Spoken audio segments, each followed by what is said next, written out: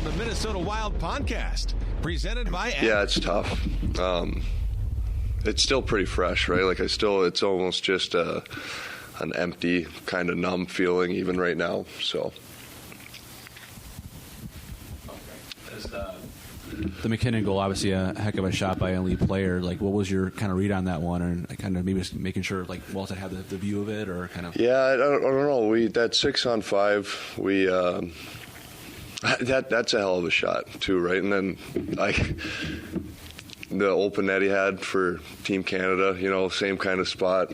Just crazy to see which one he scores and which one he didn't.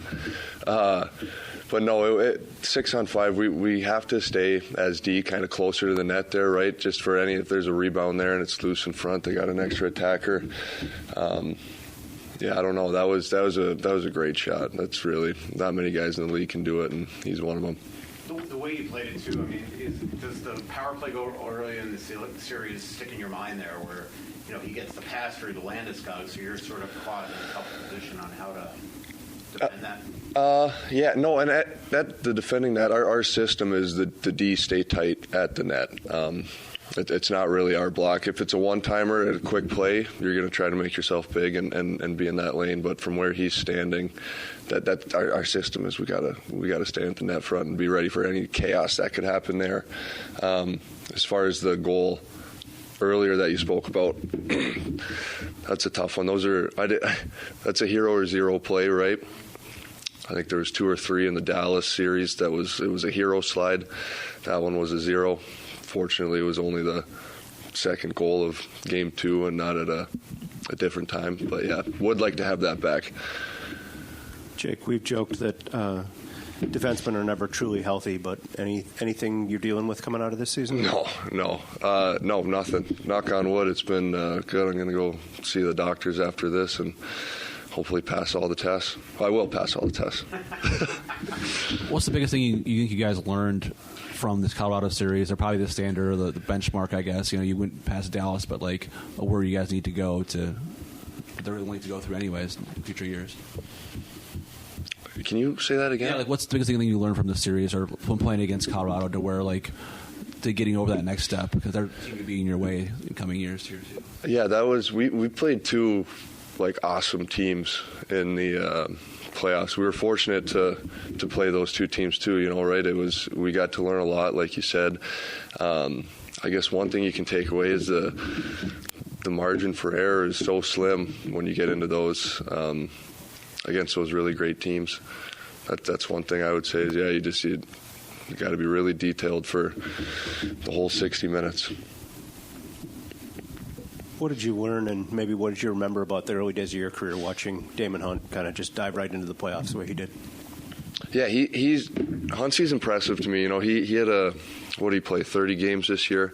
Every time he came in, he did a tremendous job. Works hard away from the games, in practice and that type of thing. He's got a tremendous work ethic. But he skates so well too, right? And that was something that anyone who moves kind of the way he does, he's a tremendous skater, and it allows him to jump in and make a bang in the playoffs like he did.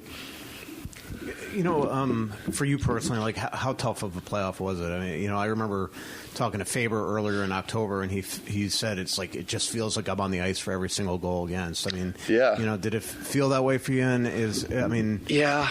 I mean, you feel that way, right? And then I watch my shifts every game. I go back and watch, and there's obviously times that you make a poor decision and it goes in the net.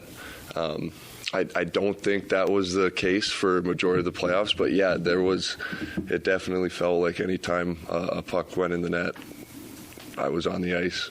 And it was a feeling, but there was, when you look back, it's not, how do I say it? If I was making mistakes and I wasn't playing my balls off, I would feel a lot worse sitting up here talking to you guys, but I do think it was just a situation where they just went in, What's the biggest thing you learned about Quinn Hughes since you had a chance to be around him that we don't get to see, I guess? I mean, he's the same to you guys as he is with us. I'm sure he's pretty chill and stoic and does his own thing. But no, he's such a, playing against him, you see plays he makes and this and that, and you're like, oh yeah, he's a good player. And then watching him do it day in and day out, and even the way he practices and his warm-ups before the game on the ice, it's just seeing him do stuff. He's a special player. It's pretty cool we get to have him here in Minnesota. Are you gonna? I think last summer you stuck around pretty much the entire summer. Are you gonna do that? Yeah, I'll be here. We got our house here now. We'll bounce around. We'll go visit. My brother's still playing. Hopefully he goes on a bit of a longer run. See if we can catch a few games with him. Go visit family back in Canada. But yeah, we're here. Any bike rides in the plan? Nothing planned with the 18-month-old. It's my summers are a lot different now than they used to be. That's for sure. Cool. Thank you, guys. See you later. For an extraordinary advantage in sports, you need a game plan. For an extraordinary advantage everywhere else, all you need is Acrisure. With a high-tech human approach to insurance, cybersecurity, and more, Acrisure helps you take care of what you care about. That makes winning easy. See what Acrisure's extraordinary advantage can do for you at Acrisure.com.